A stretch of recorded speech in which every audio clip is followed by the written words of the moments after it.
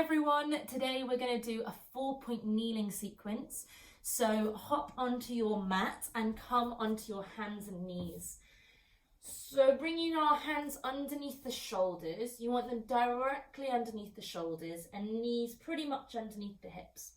And we're just going to start off by doing what we call a tail swish. So imagining you've got a tail on the bottom of your spine and you're literally swishing the tail from side to side. So we might find a bit of a stretch in the hips here, the outside of the quads perhaps. You might even feel it in your wrists. Nice and easy from side to side. And then we're going to transition that movement into a circular movement. So thinking about the pelvis again, you're going to circle the pelvis around, getting the spine a little bit more involved here. Feel free to let this movement feel quite creative, and particularly in the freedom of your own home, enjoy that sense of movement. And if you find a bit that really feels great to stretch, just pause there, breathing into it. Let's reverse it, so circling in the opposite direction. Let your head, your neck, your shoulders get involved. And again, for one more. Great, and then coming back to the center, you're going to take a breath in through the nose, and as you breathe out, drop the belly down towards the ground, draw the chest and the head up through, looking up towards the ceiling. Inhale, exhale, scooping the belly button under, rounding through the spine, letting the head nod down towards the knees. Inhale, exhale, moving through the spine. Inhale again, breathing out to move, pushing the floor away. So this is our cat-cow movement, and feel free to really let the spine get involved. One thing I've been enjoying recently is to really try and pull the chest through and imagine some sunlight kind of shining from the chest outwards. Last one. Great. Now from here you're going to tuck your toes under, and you're just going to start to sway the weight of the body forward and back. So if you've got quite tight wrists, sore wrists, you could do the same thing. You could do any of the movements we've just done on your elbows, or you could pop a cushion underneath your wrists just to give a little bit more space here. But see how far you can take it. So how far can you let the body go forward and back? And you might feel a bit of a stretch in the bottom of the foot as the weight goes back. All right, and then this time you're going to send the hips back, have the toes tucked, and then let the knees lift off the mat, let the head stretch, and we're in an elephant stretch here, or yogis call it downward dog. We might pedal through the feet a few times, letting the head really relax. And then from here, you're going to transition from a downward dog back to the ground again. So bending through the knees, letting the knees come down onto the ground. Let the weight come forward into the wrists, then send the weight back and let the hips lift again. Knees lift off the ground. Weight comes forward, knees lower. So we're going to find a bit of a flow to this rhythm. We should find a bit of a stretch in the back of the legs. Maybe the wrists. You're working strength in your arms and your core. Lovely. Last one. And then pausing there.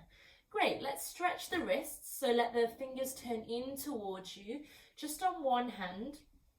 So they're going out the way and in towards the body. Don't worry if they don't want to fully turn towards the body. You could go at more of a 45 or a 90-degree angle, and circling the body weight round, reversing it.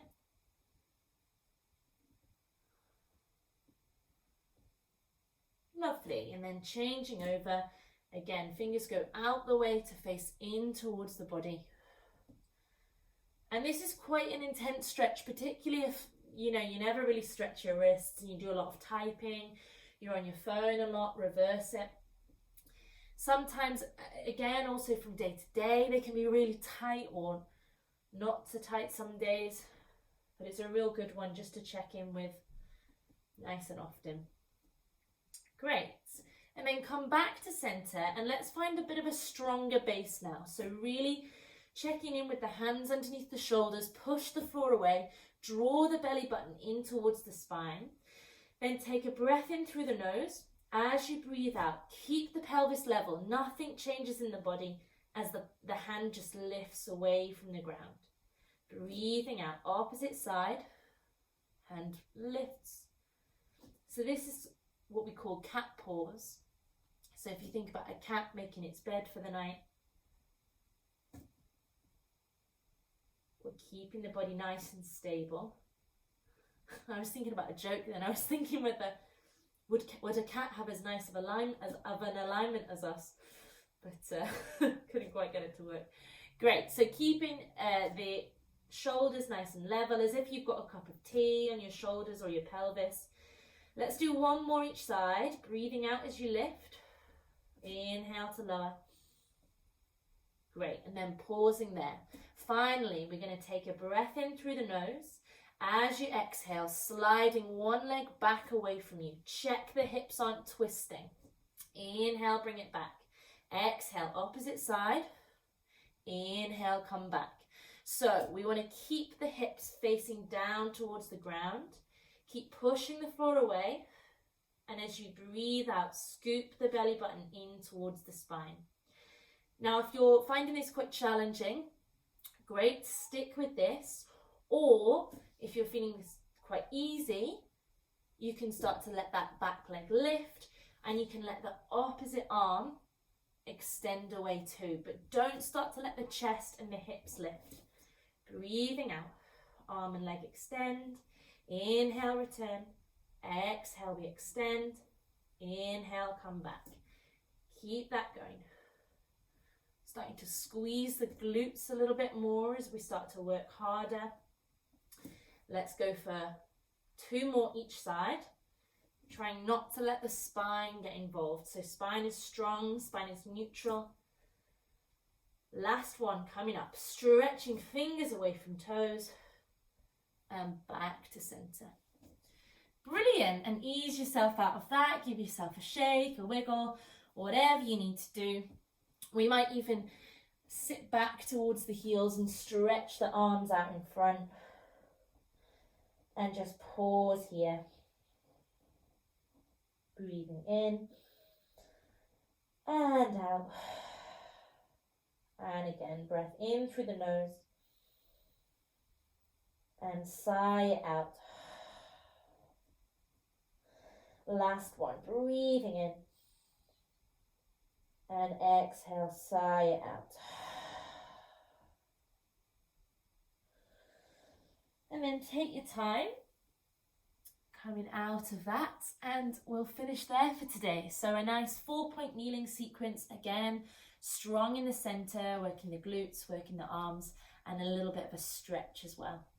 All right, see you again soon.